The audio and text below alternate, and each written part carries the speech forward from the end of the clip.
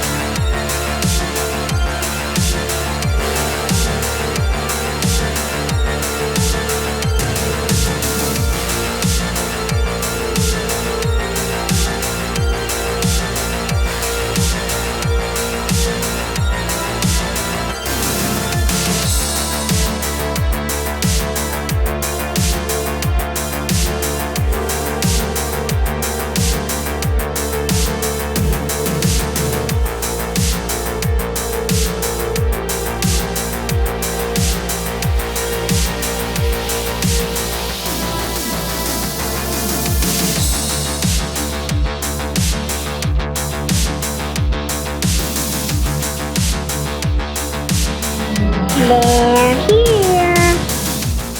Well, indeed, we are here. Welcome to Hamityville Horror. Thank you for visiting. I'm Clint. I'm Don. And we are joined here today with a very special guest, somebody who basically just put out one of the most anticipated Texas Chainsaw Massacre fan films that we've been waiting for. I'll say one of two, but this one is out right now. You just had a premiere in Austin, Texas, didn't you? Yeah, back in on August 26th. Yeah. So since I didn't say it, we're talking to Mr. Steve Steve Merlo right Merlo. now. Yeah. So thank you Our so much pleasure. for coming on. It's our pleasure. And thank you so much for allowing us early access to your movie so we could kind of get the inside track as to what this thing looks like so that we can have a decent conversation with you. No problem. So I wanted to just kind of jump right into it and just ask the question that I always seem to ask when it comes to a fan film. What was it that made you want to tackle a project like this?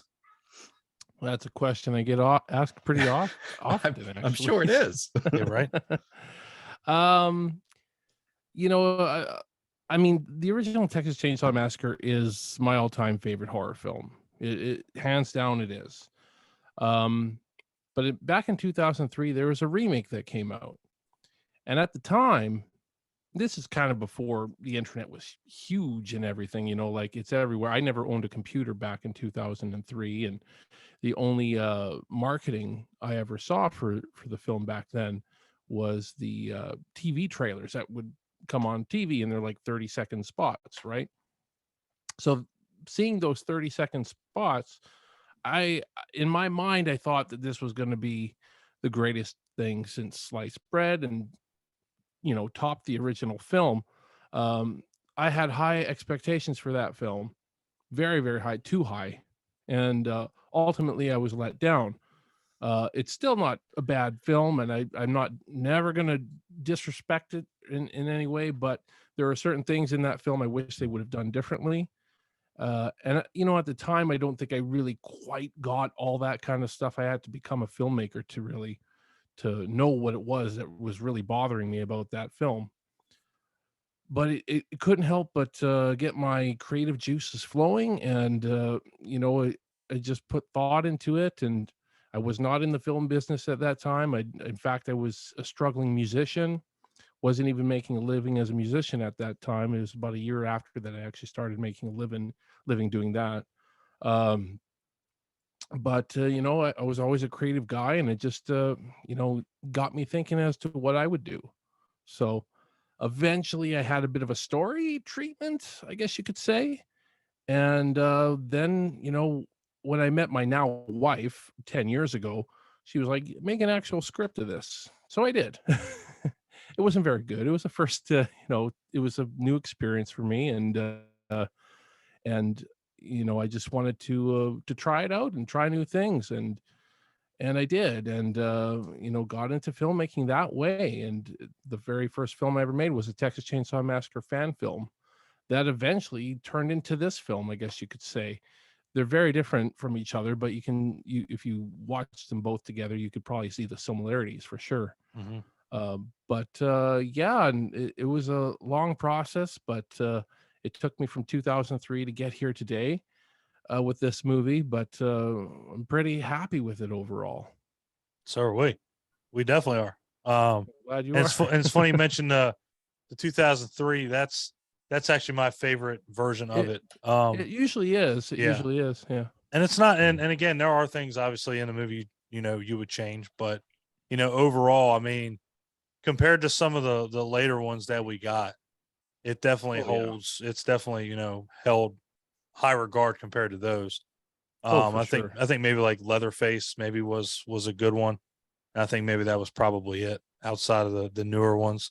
Clint, well, we both love two just because it's so Two's off the wonderful. wall, fucking crazy. It's crazy and yeah. fun. So yeah, you got. I mean, who doesn't want a coked out Dennis Hopper? You know what yeah. I mean? Yeah. It's a swinging chainsaws around. I mean, that's pretty cool in itself. No, I think my favorite was probably the original, but that's just because of all the obvious reasons. It was dirty, it was grimy. Mhm. It was done almost like a documentary. It sounded like a legit news report in some cases. And they had like the fake newspaper cuttings and things like that. And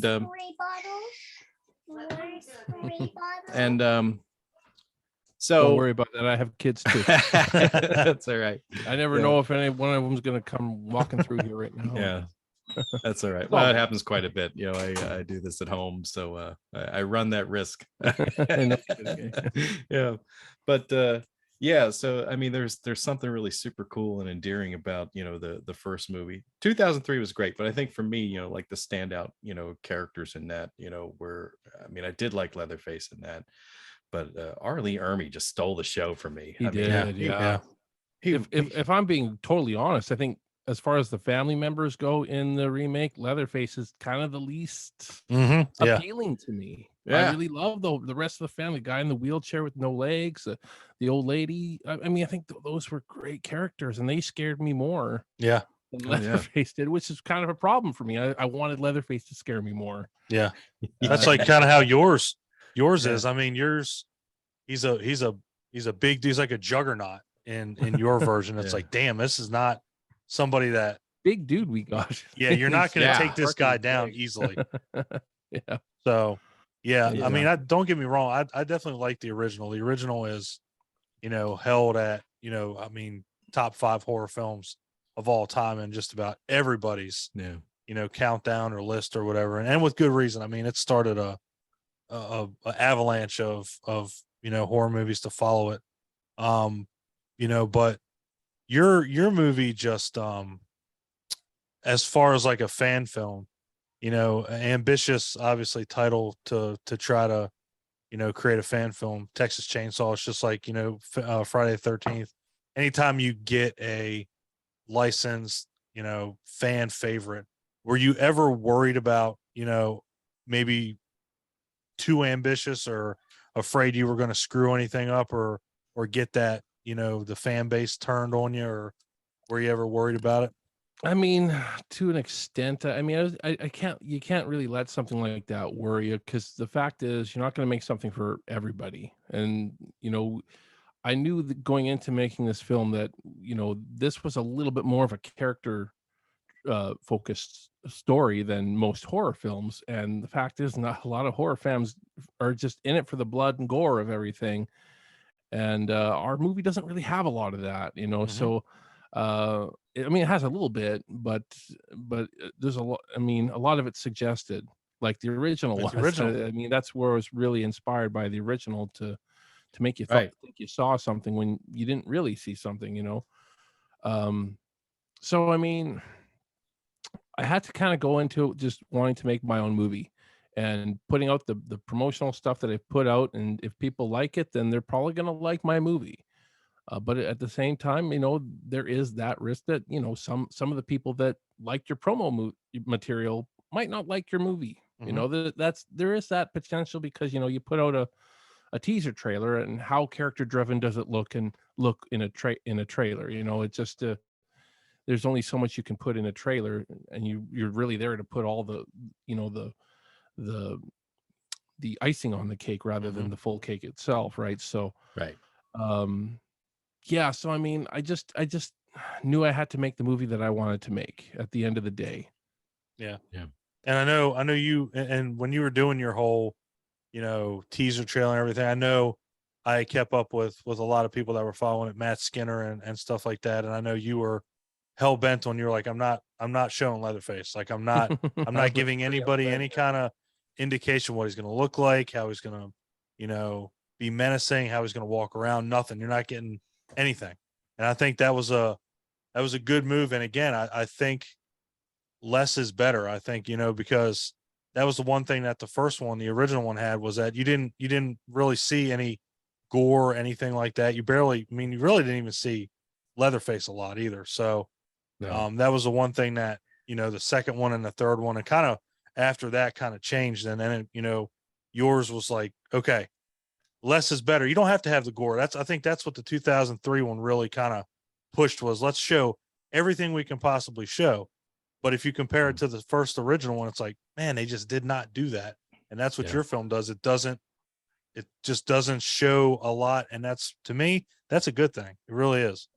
I think Yeah. so, but again, it won't be for everybody in that regards, because Yeah. again, a lot of horror fans are just in it for the blood and guts, and when they think Texas Chainsaw Massacre, they think blood and guts. It's Mhm. just it goes with the title, I think, you know. Yeah. So I won't be surprised if I hear from a lot of fans, geez, I thought your movie's going to be way gorier than it was. You know, I've already heard that a little bit, in fact, and you know, Yeah. I'm okay with that. I'm okay with that, Yeah. and Sure.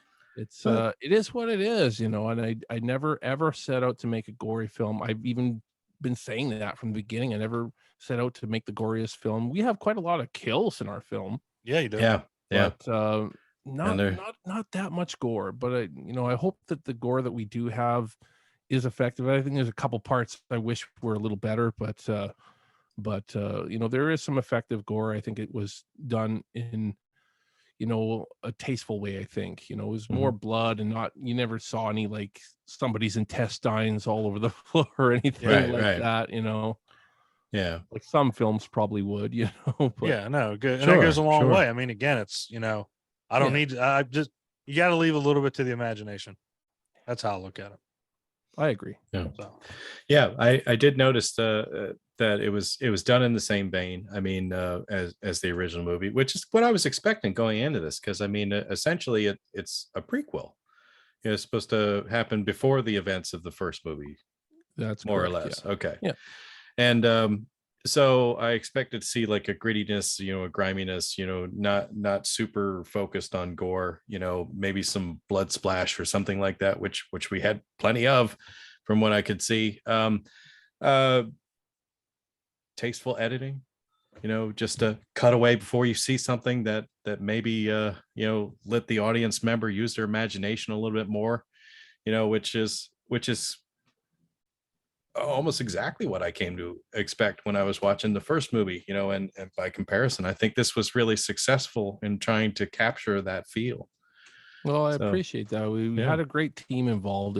I can't take all the credit, that's for sure. I mean, I yeah, didn't edit the movie, but I right. worked with the editor, and mhm. was, you know, As kind of going over what I wanted here and yeah, there, you and work with Charlie Brady, right? Charlie Brady. That's Charlie right. Yeah, Brady's Okay. amazing. That dude he's is Yeah. our DP on and another editor. level. So Mhm. yeah, great Yeah. guy, great guy. I hope to work with the guy again, because he was just outstanding.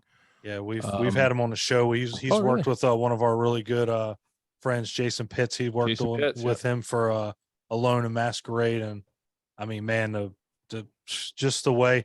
And honestly, that was another thing with Sawyer Massacre, is that the I can tell you one thing, and Clint can back me up on it. And I'm sure he was getting ready or was going to say it, but you know, we've seen some fan films. I don't know what it is about, like Bloody Summer Camp and yours, but Oh, Bloody Summer it's Camp. I know it those guys. it's so, the quality is just so astronomically better than some of these ones we've seen. It's like it looked, Clint said it when we were off mic when we were talking, you know, it looked and felt like a Texas Chainsaw Massacre movie. It was like the way that it felt, you're like, man, this this is how you want to feel when you're watching this. And it was clean. It was, hell, even on YouTube. And I know what took so long was it's got a 4K version on YouTube.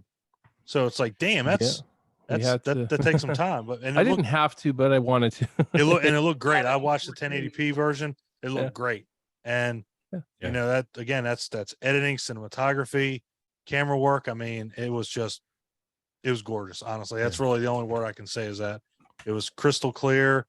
And the most important thing, the fucking sound.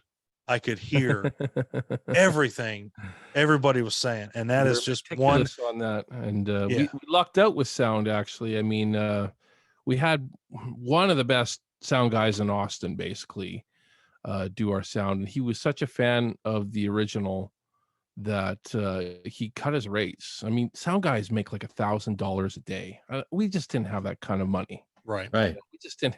We would have paid him $9,000 just for sound. If we were paying that kind of rate, and the fact that he cut his rates for us, really, it really saved us, because this is. I mean, I think so many indie films suffer because they just can't afford a good sound guy. Mm-hmm. That is such a true statement. In my experience, that is one of the most difficult things, to sit there through. It's like you can have a great looking movie, but if your audio is garbage, it is really hard to sit through it.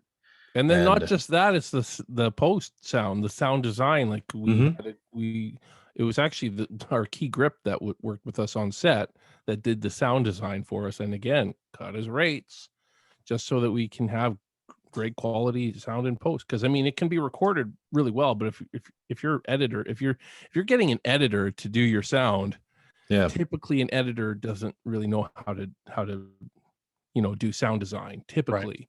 Sure. Maybe some do. Sure, some are jack of all trades and could if they've been doing it a long time. Sure. Oh yeah. But I knew Charlie wasn't really a sound designer, so we gave it to Kyle, and Kyle Hames did a fantastic job in a short amount of time too. I should make a note of that. He really had to crunch on this because we didn't have the final cut to him until something like 3 weeks before our premiere. Wow. So he really had to crunch down and get to it. Yeah, did a fantastic job though. I wholeheartedly agree. Absolutely. And you mentioned the thing that all indie filmmakers mention is lack of budget. So I mean, one of the things I wanted to ask is, like, going into this, like, what were your goals as far as how much money you felt like you needed to raise, and then in the end, how much did you actually spend? Because I know a lot of people, go in thinking, oh, I will need 10 grand to make this movie, and then by the time they're done, they've pulled 30 grand out to make a finished product, and I've been down that road so many times now that, I actually, before I went into any of this crowdfunding stuff, like 3 years ago, after the script was ready, I actually sat down and looked at everything and did some research on how much certain things typically cost.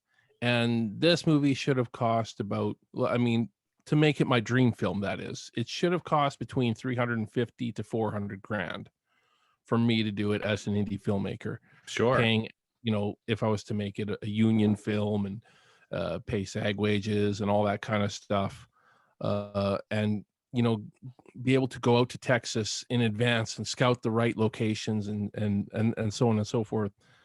We got lucky in a lot of regards. The movie we made probably should have cost around 100 grand if going by those standards, but we never got it to that point where I got my 350 400 grand type film. Sure. Which, man, it is what it is. It's not a perfect film. I definitely didn't capture my vision exactly as I saw, but for the money that we did have, it's got at least one less zero than it should. It's pretty good. I think we did pretty good. I think we did. We definitely captured the story I wanted to get across. I think the location was my biggest nitpick. The location of Grandpa's house was my biggest nitpick. I know, and that's my nitpick because I had a specific vision that was really hard to capture. And I scouted online for months and months and months. And I'm like, oh, this house looks okay. This house looks okay. And I'm looking at exteriors of houses. And finally, a photographer sent me this picture in the town of Bartlett, and of the what you see on our poster up here. Mm-hmm. The house that's on our poster. That's the same photo he took of it, and he sent it to me. I'm like, that's the closest I can get to my vision as far as the way it looks. And it took me forever just to find the owner of the location. I think I found the owner of the location about a week before filming, something like that, Wow. and drove out there and saw the house, and got them to sign the release form to use the property for a couple days of filming. But the house was very dilapidated. I mean, it looks kind of dilapidated in this photo, Right. but Yeah. up close, when you're up close to it, it's there wasn't a lot of angles we could use except from wide. So all the Right. stuff you see of this house in the movie is just the wide stuff, and Sure. the closer stuff you see in the film is the house that we filmed the interiors with. And that house was the one that really kind of, I wished I had a different house for. I really wish I did, because I had a specific vision, but I got what I got, and Right. that house didn't have a basement. The basement stuff was shot in a completely different location that we actually hired somebody to remodel to make it look old and grimy, basically.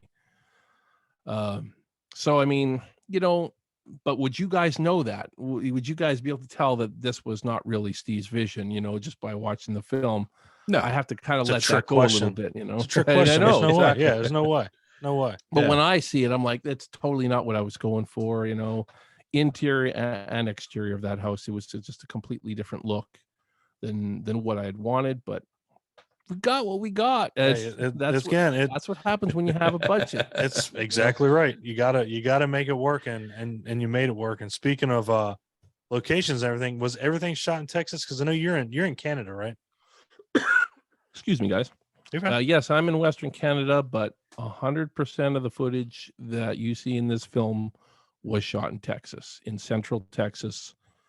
There's not a single frame that wasn't shot in Texas. I can tell you that for sure. That's For awesome. sure. No, I mean, Wow. again, Which I think is a first in Texas Chainsaw Massacre films since the original. I'm I proud. believe I'll back you up on that one. at least portions of every other film were shot in LA or somewhere, Mhm. or Hollywood, whatever. Sure. I mean, some of them had a lot of footage shot in Texas, I know, but they did their reshoots or whatever, or their second unit stuff in Hollywood, Mhm. because it's Yeah. easier for them to do it Oh, that way. absolutely. So I think this is the first feature-length Texas Chainsaw Massacre film to be shot entirely in Texas since the original. I Yeah. think so. Yeah. We're gonna go with it. I think so. We're gonna go with it. I'm not. I gonna believe argue it. I believe it too.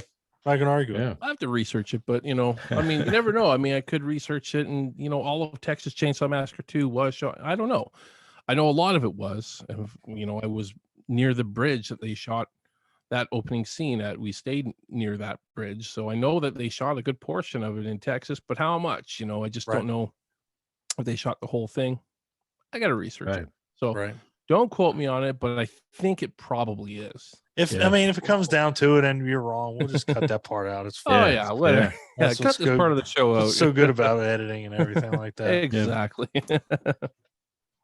So you mentioned how you got really lucky in a lot of aspects with just having things come together and people cutting their rates for you and getting a good quality job out of people, for less than what you could afford, to do, really. And one of the things that I was curious is how you found your actors, because if I'm being honest, you got some really good actors in this movie. I mean, not what I'm used to seeing, No. in like No. independent films and like fan films and so forth. And I was really impressed with the job that they delivered for you.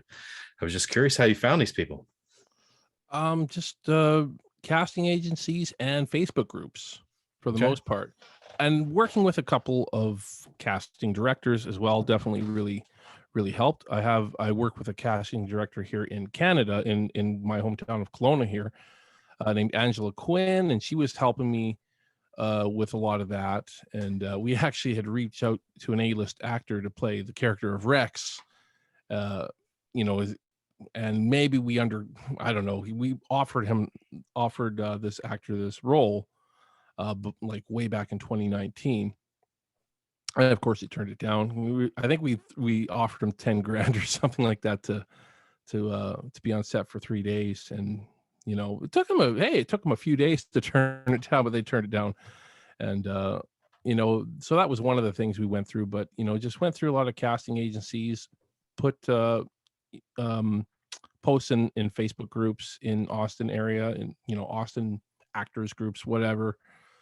And that's how we pretty much found the majority of our cast, other than the cast members I brought from Canada with me, which was Nika Lou, the female lead, and our Leatherface actor, Scotty Parkin.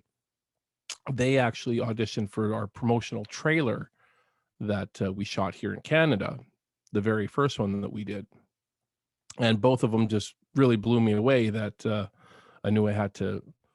I mean, Nika was the first person I cast for this film because she embodied the character of Allison that I had written.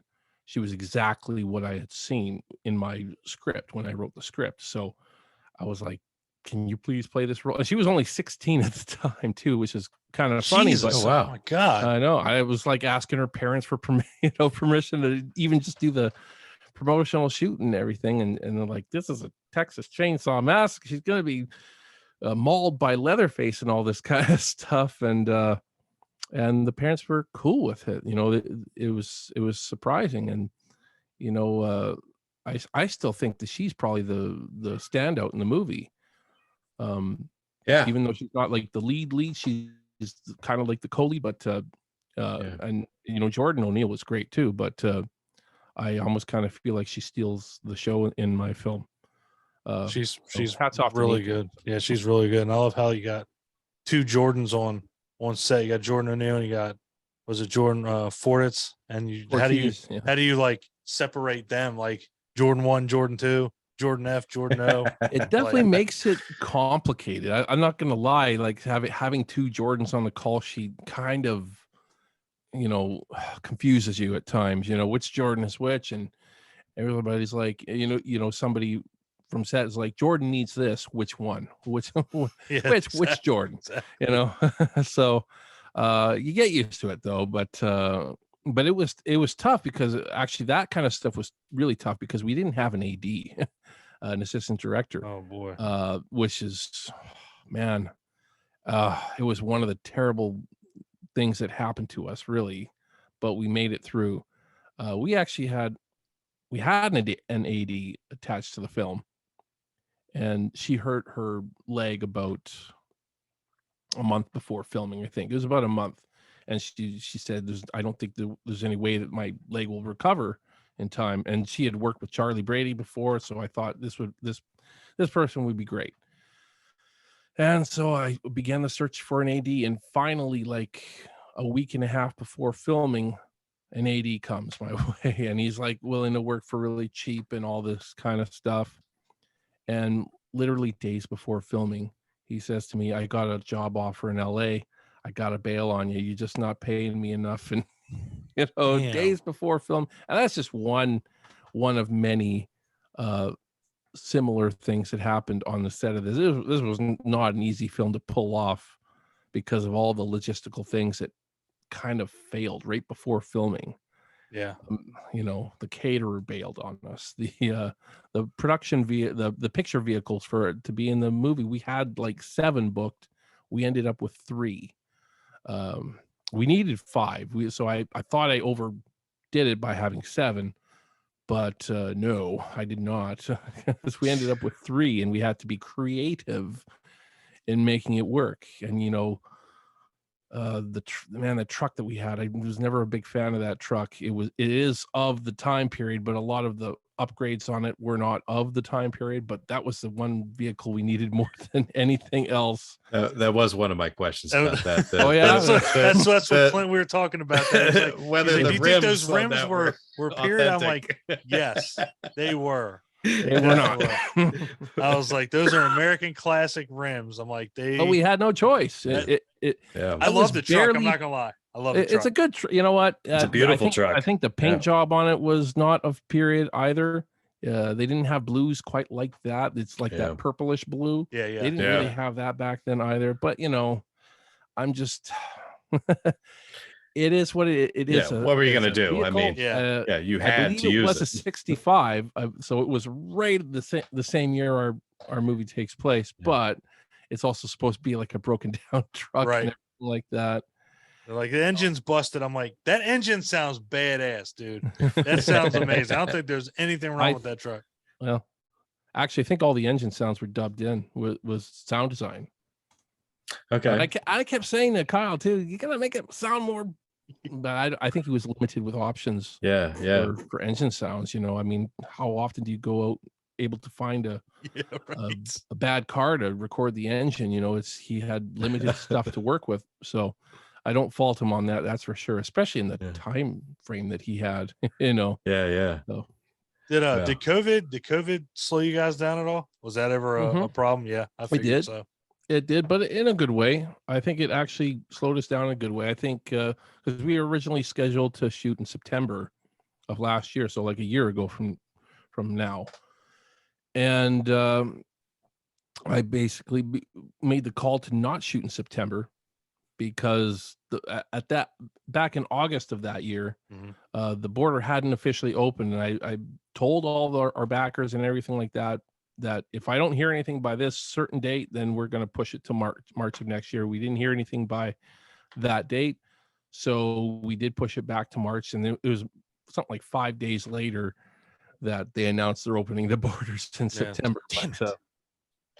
But that's okay because I don't think we were ready. I know we weren't ready because I was still scouting locations.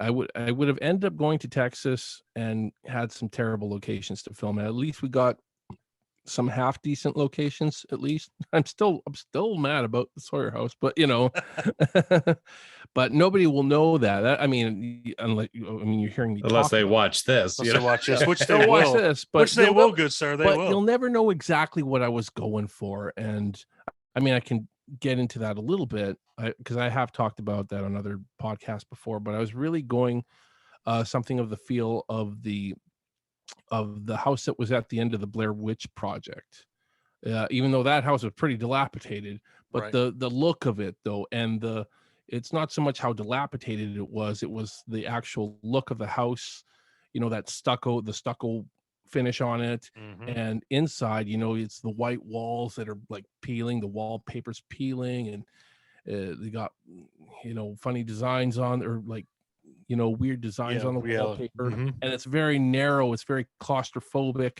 I really wanted to create the sense of claustrophobia in this movie. And I think we kind of achieved it a little bit, but not to the extent that I wanted to. That's for sure.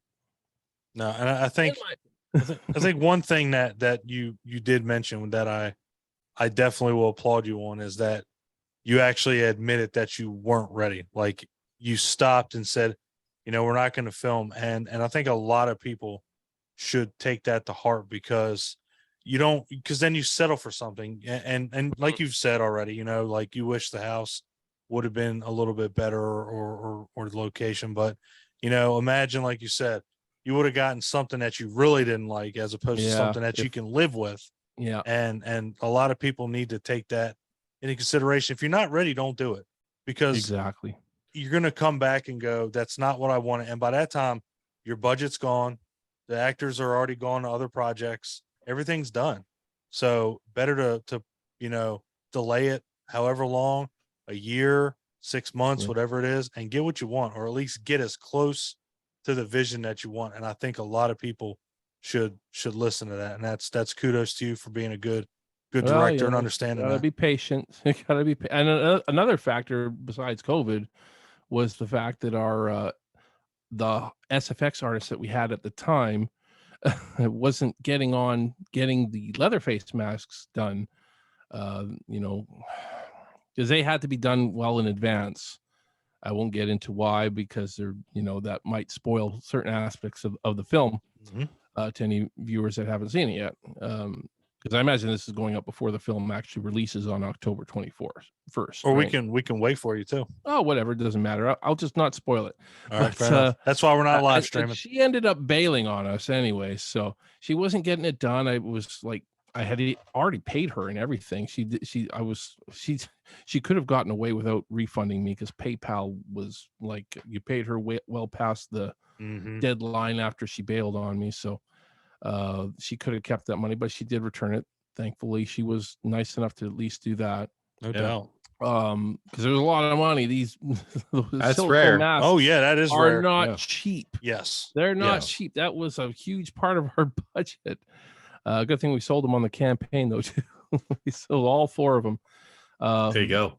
But yeah, she wasn't getting them done. And it was one excuse after another. I kept saying to her, do you still want to be in this project? Should I hire somebody else? Because, you know, I was getting messages from other SFX artists wanting to be on board. And, you know, and hiring somebody else wasn't that hard. But the short notice thing made it a little bit harder, because she bailed on us about a month before filming. And at that point, you know, I had to hire somebody like that, you know. Can you do this? And they had to make 4 masks within a month. And before filming, it came down this close to the wire. It came down. I think we actually received the masks one day before we filmed the scenes with Leatherface, because we filmed the first 2 days without Leatherface. It was on the second day of filming that they were able to drop off the masks for us. And I was like, thank God that's insane, man. That God, that's so stressful. My God. Man, you have no idea. I was freaking out. But once I got those masks, I was like, thank God. No doubt. But they were rushed. You know what? I wanted there to be a lot of time taking on those masks to get certain details. I wanted to be able to sit, you know, talk with the SFX artist. There was no time to do any of that. There was just no time. So I had to send them photos and brief descriptions and let them have at her. And that was the way she went. And they still came out pretty good, but they could have been better. I think the masks, even though, you know, I think they do look pretty damn good, they could have been better. They definitely could have been better if he wasn't rushed, but he was, you know. So they still look good, man. They still turned out good. There's no doubt. Yeah. I'm sorry that we got delayed. I'm just glad you were able to hop on tonight, because, you know, especially after, again, things happen for a reason. I mean, you know, we got a little bit busy with going to conventions and stuff like that, and we didn't have a chance to watch it. And then, you know, I was like, Clint, man, let's watch it, because Steve's going to be on the show. He's like, yeah, let's do it. So I watched it at work, and I was just like, man, I closed the door. I'm like, I don't need anybody bothering me right now. People can get away with me not fixing their shit for at least an hour and a half, which, by the way, an hour and a half, a fan film. That's ridiculous. That's amazing. It would have been longer if we got to film everything that was in the script. Right, you know? right. There were certain scenes we had to cut just because we didn't have enough time to film them. Right. And we just had to say how badly is it needed for the story. Yeah. But I'm just watching. I'm like, this is an hour and a half. I'm like, this, but like most horror movies, it didn't feel like an hour and a half. It's just done. Like, that's it. It's good to know. I actually kind of thought it was a bit of a slow burn. I was worried that it's going to be too much of a slow burn, you know, too much character building and all that kind of stuff. Too much you need that and stuff. Yeah. I mean, I think you do. It's more important to me. That's what's important to me, is that, you know, I've seen horror movies where I don't give a damn about the people, and I just don't care. I'm like, all of them can die, and I wouldn't care. At least your characters, I'm like, okay, you know, I give a shit about Allison. I give a shit about, you know, Jimmy, Lorraine, Jean. I care about the people in the movie. So I'm like, I hope they make it. And, you know, obviously not everybody, you know, no spoiler, but it's a horror movie, so not everybody makes it. Everybody's gonna take a guess. Some of those names you heard might not have made it out of the film alive. So, maybe but all you of know, them didn't make it out alive. Who knows? Right? But you still cared. Like, you were like, man, I really hope that they made it, or, you know, I hope that they do, as you're watching them progress through through the story and through the movie, it's like, and that means a lot to me, because then it just feels more relatable. Like, okay, I know somebody that could be like that, even though it's set in 65. It's like I could know somebody that could be like that, and that's that where was a I'm at. goal.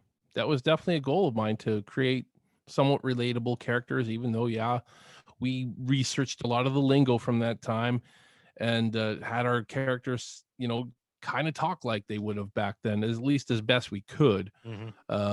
Yeah. Because I mean, it can't be perfect, but at the same time, you do want them to be relatable. Oh, I think that sure. was one of my things, my pet peeves with the remake, actually, is the lingo did not sound 1973 at all in that film. Not It even was so close. 2003.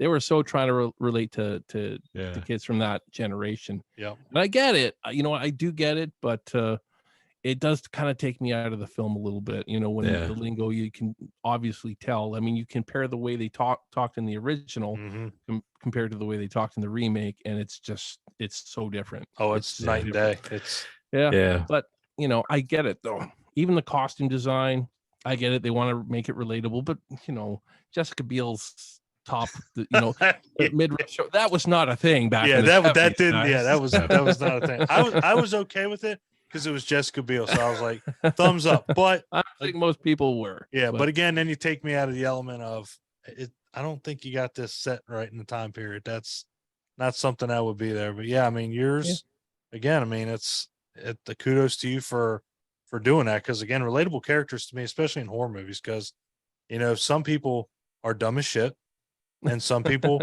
aren't, and I like to think that I'm somewhere in the middle. I'm not going to make it through an entire horror movie. I can tell you that right now. But I like to be like, okay, that I would do, that I would not do. And then there's the one person that's like, think like I am. I'm like, see, that's my guy. That's my guy I'm going to root for, because he's like in the middle. And that's how I like to think about my characters. And you nailed it. Well, I hope I did. I did the best I could. That's for sure. I definitely tried to do the best I could with the characters and make them likable, make somewhat decent decisions. Obviously not everybody's going to make the smartest decisions on the spot. And there was a couple times, I had to make a decision on what the character should do. Should the character do this? Would he do this in that situation? When you really think about it, and I think we got it. I think we did get it for the most part. But there could be a couple instances where people would question decisions that were made by certain characters at certain points, and I would get it. I would totally understand that. Yeah. But, it's not as jarring as some of the other movies I've seen, though. I'll say that. I mean, maybe not every decision made in our film was the most intelligent, but man, I like recently I talked about it on my YouTube channel about I think it was about a couple months ago now, but I saw Strangers Pray at Night for the first time a couple months ago, and I couldn't stop myself from yelling at the TV screen because the character decisions made from both ends, actually, from both the antagonist and the protagonist, were just so stupid. It's like, who am I supposed to root for in this movie? I can't root for anybody. Yeah, because they all made such terrible decisions. And I haven't seen a movie like that for a while, where I was literally yelling at the TV screen. right. Shoot her. I was like, shoot that Damn chick. it. She killed your freaking mom. Right. You got a gun to her head. You shoot her, and of course he didn't, but but it had me screaming at the TV. And that was a movie that didn't need a sequel. I mean, seriously, Strangers, I mean, just leave that. That movie's damn near perfect. And the sequel, that was like, I don't know what you were doing, guys. But a lot of people love that movie. I've been in horror. I mean, it was suggested to me to watch that movie. It was suggested, so I watched it. And I wish I hadn't. Yeah. Because I never go out of my way to watch a movie I think I'm gonna dislike. I pretty much never do. I did that once with Texas Chainsaw 3D, and I won't do that again. We'll do that again. Speaking of which, you know what? I'm just gonna ask you flat out. Did you like the 2022? Not really. I can't say I really liked it. I mean, I saw it. I think there's certain things they did well, but overall, man, it's got some. I mean, it's got some major things that really bug me. Yeah, Clint I loves did it. It's like one it. of his favorite movies of all time. I wouldn't Oh, say is it's one it? of my favorites, but I It's not the worst Texas Chainsaw yeah Massacre film, That but I'll that's tell you. not saying much. yeah That's Yeah. not saying much I- when you got movies like Texas Chainsaw 3D. yeah. I But I I will say this about it.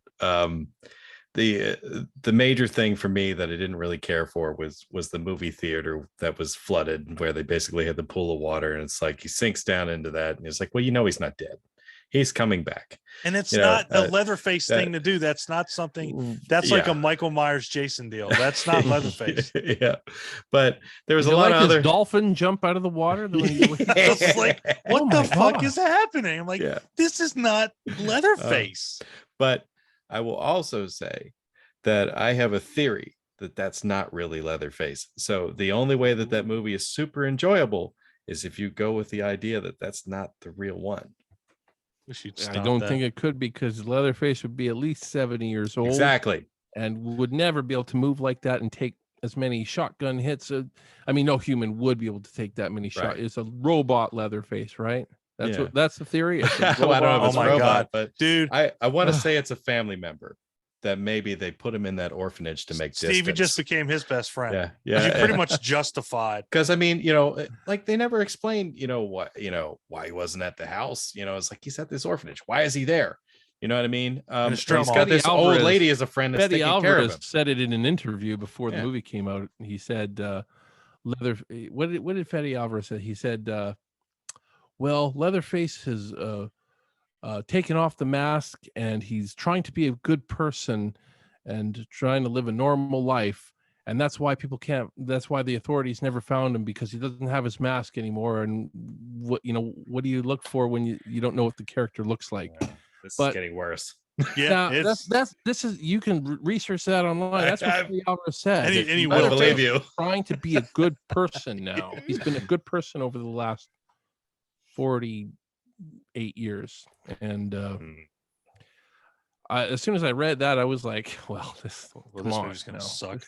I knew I had pretty low expectations, but you know what? I did watch the film and was able to have some fun with it, just Mhm. because it had some fun kills. It did have some fun It was a kills. fast moving movie, and I could just kind of turn my brain off. If you need that kind of movie sometimes, hey, it's not terrible for that.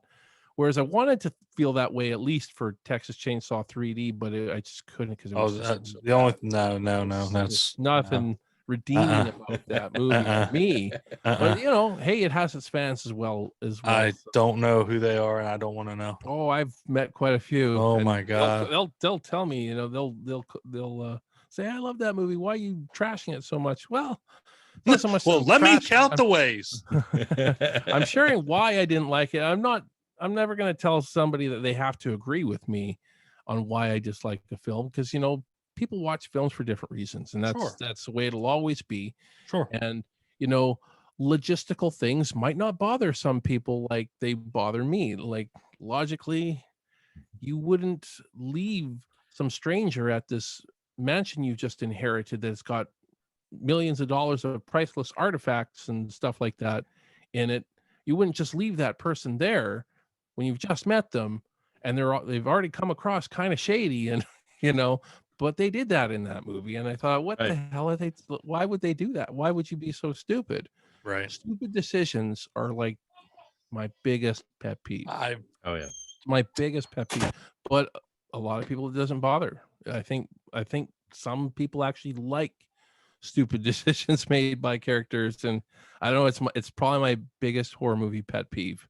I think it can't just stand depends stupid on what the movie is. I mean, if Yeah. if you got a gun, shoot them. I mean, that's my big thing. Like, if you got a gun, shoot them. If you got a knife, stab them. I can't stand when people stand there and look at the person for 1 to 2 minutes. Like, you're contemplating what to do. You have a gun, you have a knife. Why are you just standing there? Yeah, I don't get it. And they're like, you're gonna leave us alone now, or I'm gonna step. Saying stuff Yeah. like that. Of course, they're not going to just leave Yeah, you of course. alone. 3 people already dead. You watched them do it. Yeah. Yeah. They didn't ask him, "Hey, do you want to die? Mm. Are you cool with dying?" Okay, cool. They clearly had no conscience. I think you can rule that one out. I think you're good there. Yeah. Yeah. But yeah, I mean, and again, back to yours. It's just I can tell you flat out without any hesitation, better than 2022. Like much better, much better. Don't even care about watching a budget with Netflix. Don't care about that. The We got kills, less don't care. gore. So Yeah. again, if you're a gore hound and you need the gore, you're going to go have fun with that one. better. Yeah, go have fun with that one. 2022. But if you want a story with relatable characters that their personalities have something to do with the plot itself, when you look at it, there's like every character has something to do with the plot that's going to make it tied to the plot. Yeah. I think that you'll appreciate ours for that, at least, even though we didn't have all the bells and whistles of a studio film. Yeah. And going back to some of your casting things, I want to say you may have not got your first pick for Rex, but I think you got a really good Rex. I think he was great. The end of things. Very different than what I was going for. He was very different than what I was going for, but at the same time, he was great.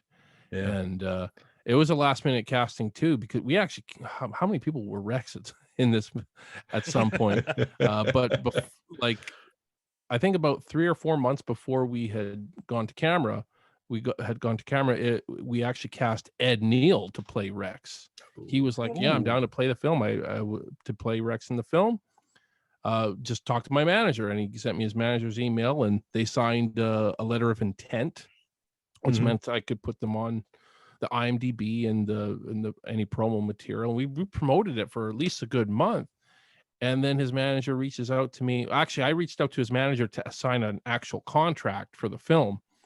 And his manager says to me, "We have to make sure it's a SAG contract because he's SAG. So what's your union status of the film?" And it was like, "Oh, really? He's SAG?" I couldn't make it. I couldn't make the film a union film. There was just no way. It was just going to be way too expensive. Oh yeah. Yeah. And that's unfortunate, but they there was the option of Ed going FICOR to be in this film, and I asked them that, and it took them a good week or so to respond. So I'm sure they must have thought about it at least, but they didn't. And I can respect that, because I mean, when you do FICOR, I guess you risk the possibility of keeping your SAG status. So I can totally respect that, but I put it as an option on the table. And unfortunately they couldn't do it, but we got William Minstone as Rex, and he did a great job. But I'll as far as looks wise, Ed Neal was kind of what we were going for. We wanted this kind of tall, skinny, slimy kind of character. Very, in fact, I don't know. Did I mention who I was originally tried to cast? You alluded to it. You alluded to it. Didn't say. Okay, I forget his name actually. He was in the TV show Prison Break. He was like the weird, the slimy guy in Prison Break. I can't even remember the character's name now, but that guy. If That's you've seen why Prison Break, you know who I'm talking. I have IMDb up right now. Let me see. And you know who it is. Slimy. Is he? I don't even remember the character's name, but he's basically I think he's basically the antagonist of Dominic Purcell, Wentworth no, Miller. Definitely not. Robert Nepper. Robert Nepper, that's who it is. Okay, cool. That's who it was. What was his character's name? Teabag. Teabag, yes, that's right. Teabag. Awesome. So that's who I had basically written the part for. That was what I saw. If you look at his picture online, you see that slimy kind of no doubt. Absolutely. Kind of mysterious character though at the same time, which is really what we needed to get across with Rex. And we always kind of promoted it as, is this guy one of the members of the Sawyer family or not? Like, we don't know, Yeah. So because he wasn't in the original. So that's what I was going for. And William Minstone looks nothing like him, but William was great Yeah, he as was. the character, and Yeah. I could never take that back. His delivery was good. He was one of the standout characters for me. I'd say he's a hell of a salesman. Oh, absolutely. Apparently the key to Texas barbecue is the meat. Yeah. And Always. my real takeaway from the movie is when somebody tells you to go 2 miles down the road and turn at an electrical transformer, don't fucking do it. Don't do it. Don't fucking do it. Transformer, you drive past Yeah, that past it. transformer. Yeah, gone. They got everything you need down there. It's like, They oh, you're got about Knock three- on the you- door. You're Tell 'em about I sent 3-4 you. hours away. Well, That keep house really- fucking going 4 hours. Just go. Yeah, I mean, San it's like, Angelo's not too far. You just drive the 4 hours. yeah, right. And have a Popeyes and be done with it. That is right. No, but yeah, man. Just from us, being we're just lowly podcasters, but we will tell you, this movie was amazing. Was definitely well worth the wait. You did a phenomenal job with what you had. Your cast, cinematography, the sound. I know you kick yourself a little bit because you might not have gotten everything out of it, but I can tell you that I do. I would have never Yeah. guessed it because it was put together so well. The Yeah. quality was there. I wouldn't, if it would have been me that was directing it, I wouldn't have changed a thing because it was damn near perfect. Like you said, a couple things, but I mean, there's no way that I could say this was anywhere less than like a 8.5 out of 10, 9 out of 10. Wow, that's a compliment because I'm like, this is like a 6, but I'm hard on every movie though.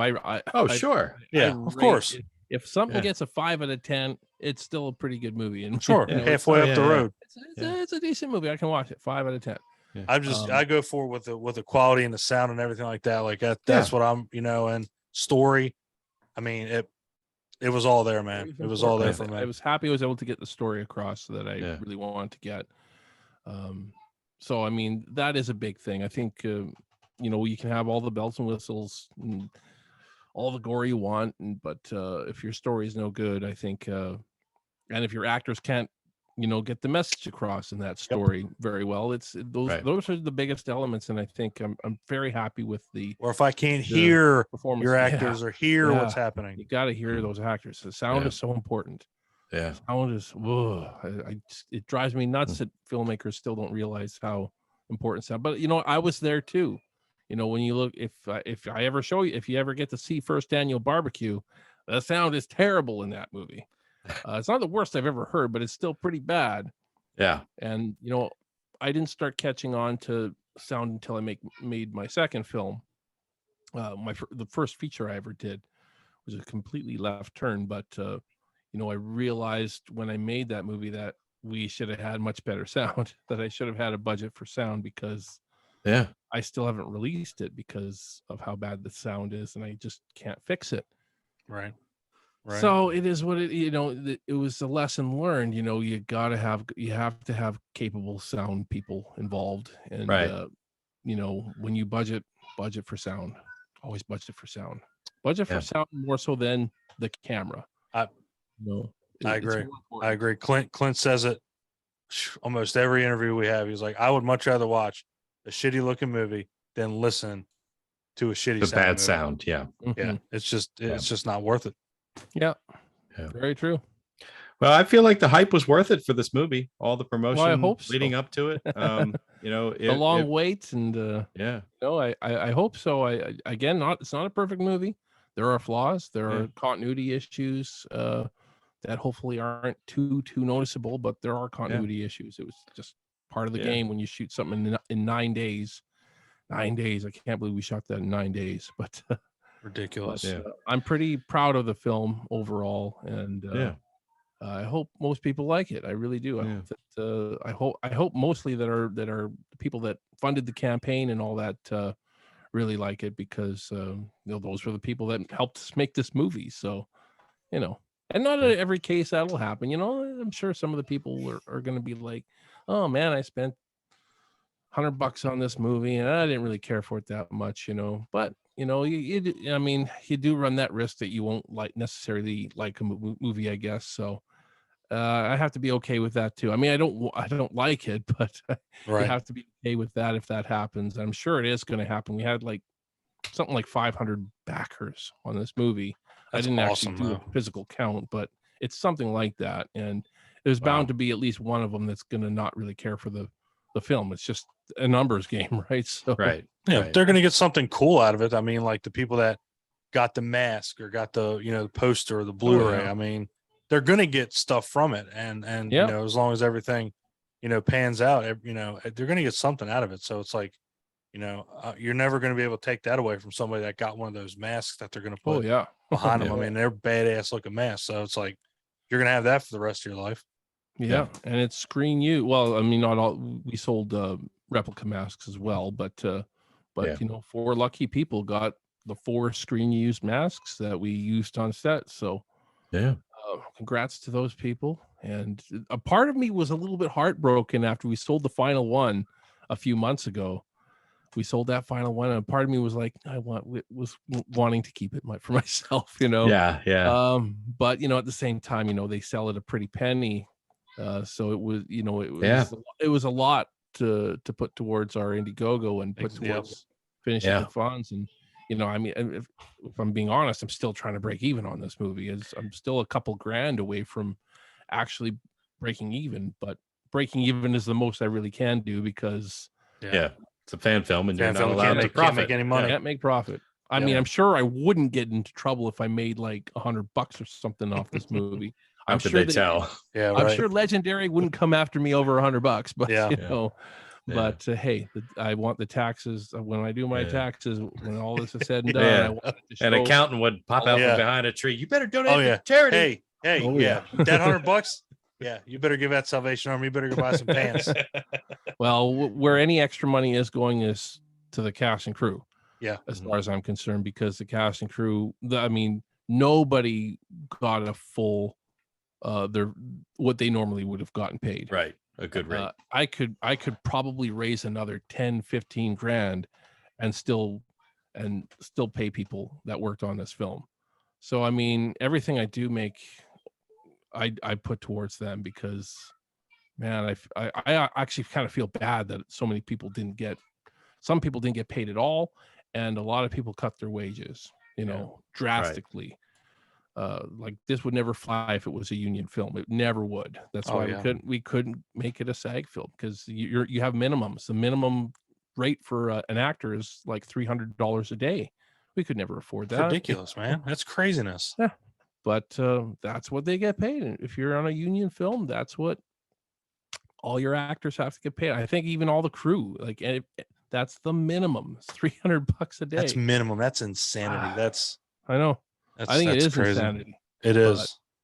But you got to look at it the other way too. You got to look at it from their aspect. If they wanted to be part of this project, so they were like, Steve, let's come to some agreement and let's do this, that, and the other. And to see all those people work the way they worked on this film, you saw passion. Like I never seen passion like that. Like literally, like our prep, we had a week of prep, and all the things we had to do in that week, it was just absolutely insane. Like I mentioned that house that we found. Mhm. Another thing I didn't mention about that dilapidated house that we barely used in the film is it was covered with trees. There was so many trees overgrown it that we had to cut them down. We had to cut a bunch down just so you could see the damn house from a wide angle. wow. So all these crew, all the people that, like, not everybody, but a lot of the crew people were there with chainsaws and what do you call those things? The big clippers. Yeah, hedge clipping clippers. down weeds and poison ivy and cutting down with big trees with chainsaws just to get so that we can get the frickin' house in the shot. I saw all these people doing that. I was helping, of course. I cut down my share of trees as well. But you see all these people. This guy's paid to be your sound guy. This guy's paid to be your DP. This guy's paid to be your second AC or whatever.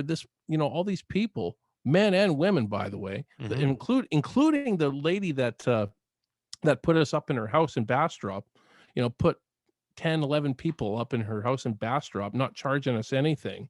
Wow.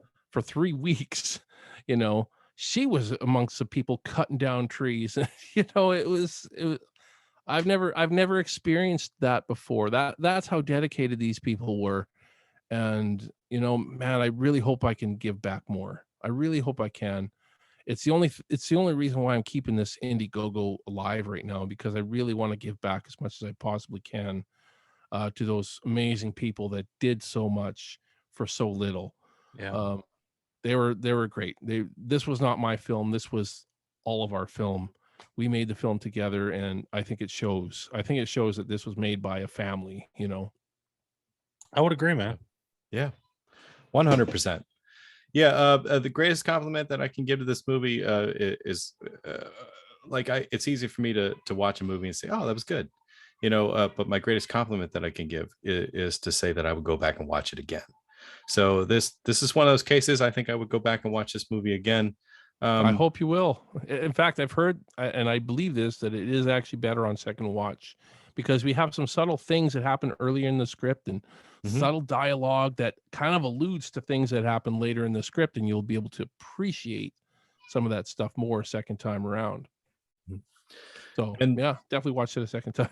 And you know, it's since you talked about the Indiegogo, I think that that's something that maybe we can put back up on the page, you know, and push a little bit to say, hey, I appreciate that. help these Yeah. people get paid, because you know they did a good job, and you know they put this out, and it's going to go out for free, and it's going out when 21st On the 21st. 21st We'll have of it up on- October. Have it up on our group page. The other thing too, you have some things in the back burner you're working on too, don't you? You got a little thing called Follow Your Heart that's coming out, don't you? that was the feature length film I was talking about with bad sound. I filmed that was filmed back mostly in 2014. Wow. We finished it in 2015, but most of it was filmed in 2014.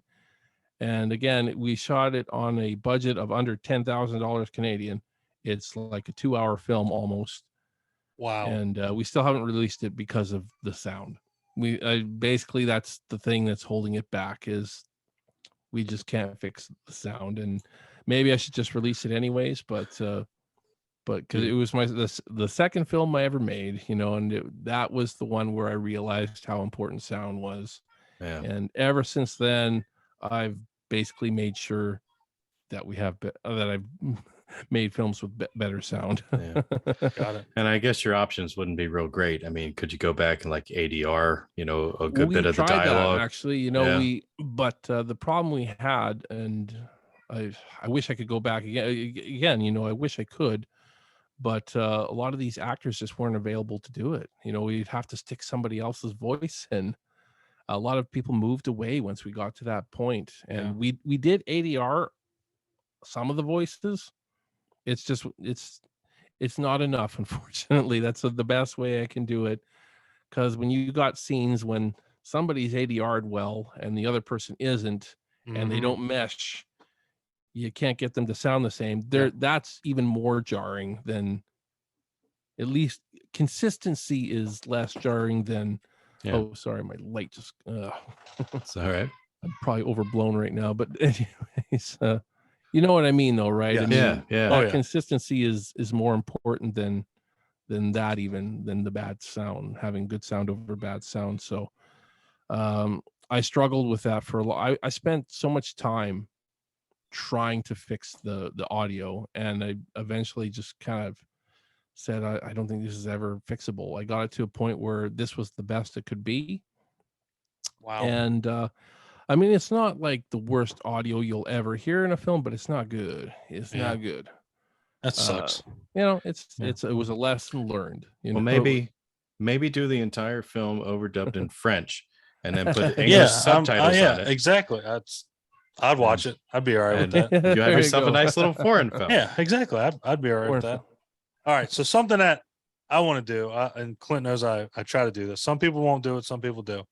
Oh boy. So I want an exclusive. I want something that happened behind the scenes that you've told no one else. I want an I've exclusive told on no one Hamityville. else. Something that happened behind the scenes that I've told no one else. No one else.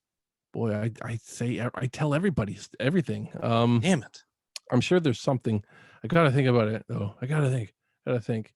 Um, yeah, there's gotta be something. I know that there's. I'm gonna think of something that I've told nobody else. Have I told anybody that? I think I did. Shit. Like I said, some people can do it, some people can't. I love putting people on the spot. There's got to be something. I'm pretty sure there's something that I haven't that happened behind the scenes that I've told nobody else. That's what I want. Pretty sure I told people that too. Those damn cars, I tell you. Oh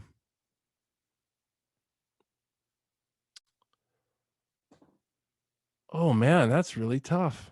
That's really tough.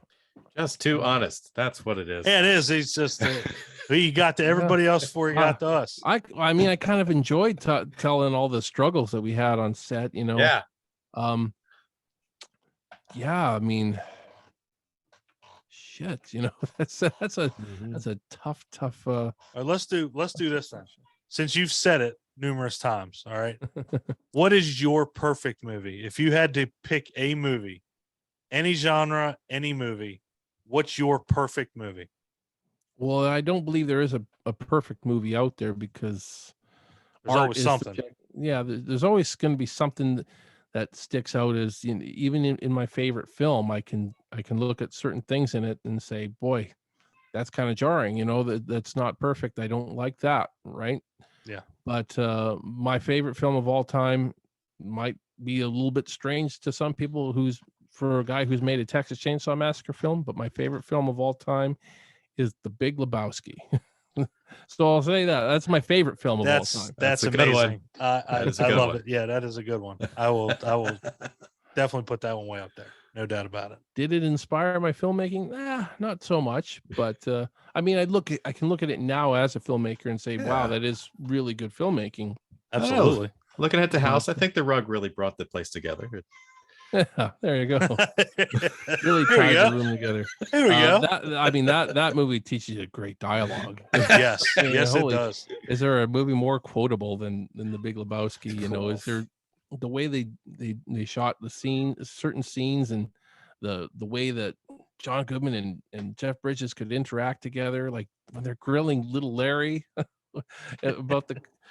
You know, and he's like, "Is this your homework, Larry?" And ask him about the car, man. You know, is that your car outside? You know, so I mean, I just can't stop but laugh at that movie. Yeah, you know, it's just and it's not just because it's funny. It's just because it's very real too.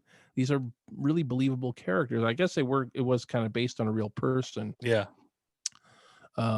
So I get that, but I think there's a lot of philosophical stuff in it that I find every time I watch it. Yeah, it's just I don't know. It's that one movie I can turn on and just enjoy the hell out of it. You know, I watch it all the way to the very end and just enjoy every sec. I haven't watched it in a while. I actually need to watch it again because I've been so busy lately. I just need to watch it again just so I can watch it again and enjoy a good movie. Right. I'm same way. I'm like, there's just certain movies I can watch. You get to the credits and I can turn it right back on. Is there anything in the movie that I can criticize? Oh yeah. Of course. Oh, of course. You know, nothing is perfect. Well, you said it. Art is subjective. Yeah. That's the thing. Everybody's going to critique it in a different way. And, you know, I could have done without Tara Reid singing when she's in. I don't know why they even really needed that scene other than to show that she had her toes, right? Her singing was terrible though. Her singing was awful. And then seeing her car crash into the fountain after when they drove up, I never got that. But I love them. It's still my favorite movie. I was going to say, there's certain things you just like, I'm overlooking it. I don't care. Yeah. Favorite movie of all time. Exactly. Without a doubt. Clint, you want to add anything else, brother? No, I think I'm pretty good. Okay. You know, as far as, you know, just promoting the fact that it's coming out and things that you want to make sure that people know. leading up to the release of this, and what to follow, and where to find, information that's relevant. Yeah, I mean, it's going to be on YouTube on October 21st. We're looking at doing some other little premieres here and there. We're doing a Halloween night premiere as well. Let me just get the link for that so I know. Don't screw up the name, Steve. Don't. And the Indiegogo is still going. The Indiegogo is still up. So if you want to support the film, you can. But our Halloween premiere is going to be on tinglertelevision.com. Go check that out. It's going to be, I'm going to do another quick interview on that as well. So yeah, just lots of really cool stuff. Go follow the Facebook page, the Twitter, Instagram. We have all the social media platforms. Go follow Meatmungus Merlo on YouTube. Mhm. Lots of stuff. We're everywhere. Where can we watch First Annual Barbecue? I'm going to be posting it. I found it on a hard drive. Not too long ago, and I am going to post it on YouTube after the release of this movie. Beautiful. Because there are a couple similarities. I mean, so the Sawyer Massacre evolved from the script of First Annual Barbecue, but I had to put it aside for a long time, right? I had to actually become a screenwriter, I guess you could say. I actually had to learn certain things about screenwriting that I didn't know back when I wrote First Annual Barbecue. And First Annual Barbecue is also just part of the script. We didn't have the funds to make the whole film, so I had to kind of chop a lot of it. And I think I chopped it down to something like 22 pages. So Wow. First Annual Barbecue is it's about a 31 minute film, I think. Gotcha. So it's considerably shorter and considerably worse quality wise. Anyways, it doesn't have as good a sound. And but I will put it on YouTube, because you know what? I can still look at First Annual Barbecue and say, hey, it was my first film, and I can kind of enjoy it to a certain point. Anyways. Yeah, this is how you cut your teeth. This is where you learned your lessons. Exactly. So I mean, it's a stepping stone in the process to where you are right now, and I think that's worthwhile. Yeah, I think it's cool that you're going to let people see that. And not to mention, we want to watch your shit. Yeah. We're a fan now. Have you seen any of my other films? Unseen. Oh, you saw Unseen. Mm-hmm. I'm making a feature-length version of that. That'll be my next film. Well, that's awesome. Now you got me some. Now I'm excited, even more excited. Let me ask you this: did you get Unseen though? Did you get the motive of our unseen man that we never see? I'd probably have to go back and watch it a couple more times, but yeah, because that's something that's easily missed in the short, and that's kind of one of the reasons why I want to do a feature-length version, so that all of this character's motives are much more clear. Yeah, but at the same time, I don't want to spoon feed the audience. I really like to try to be subtle in my delivery. I was very subtle with a lot of things in the Sawyer Massacre.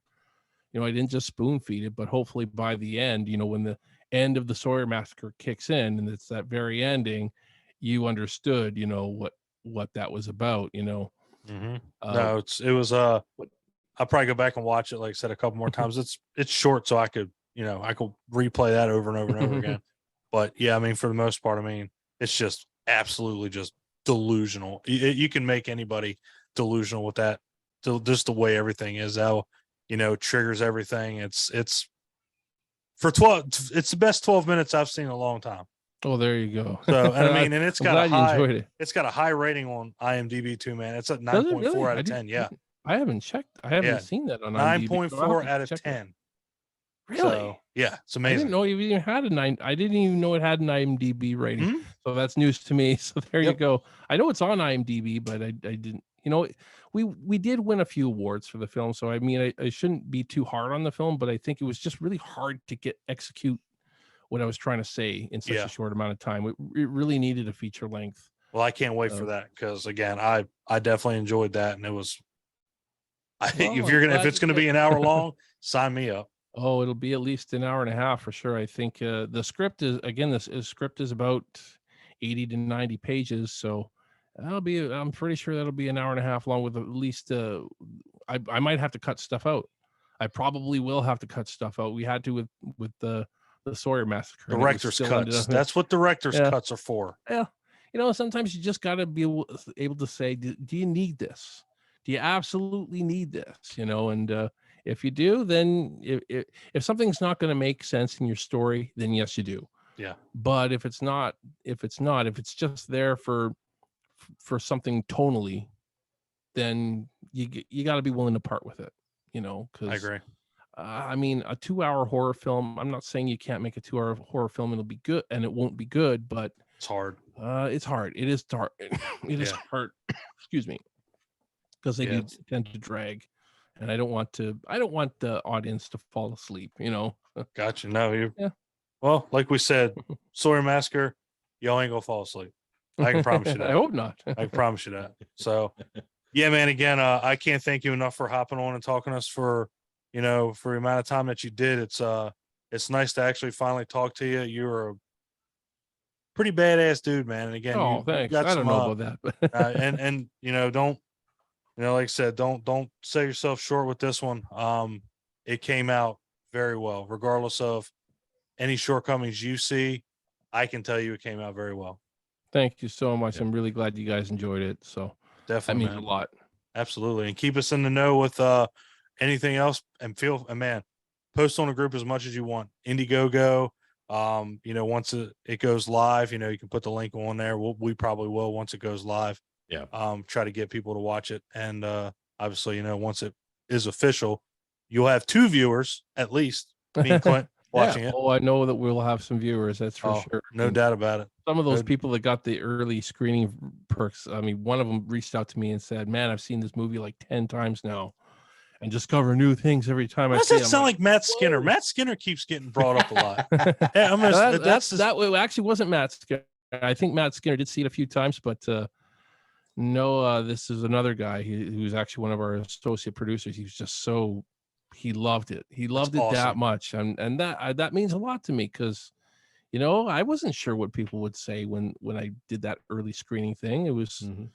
it was me just putting it out there. I wasn't sure what you guys were going to say. I had no idea whether you guys even Yeah. liked it before I came on here or not, so no, so I mean it's a pretty good feeling to know that there's definitely an audience for it, because you never know sometimes. Yeah. No, you're And, right. You're right. But there is an audience for this, and we're one of them, and we'll just continue to enjoy it. Awesome. Thanks so much, guys. Yeah, brother, man. You have like I sir. say, you have a good night, and thanks for stopping by, man. We really appreciate it. You too. Thanks All right, for man. having me. Of Yes. course. Thank you so much.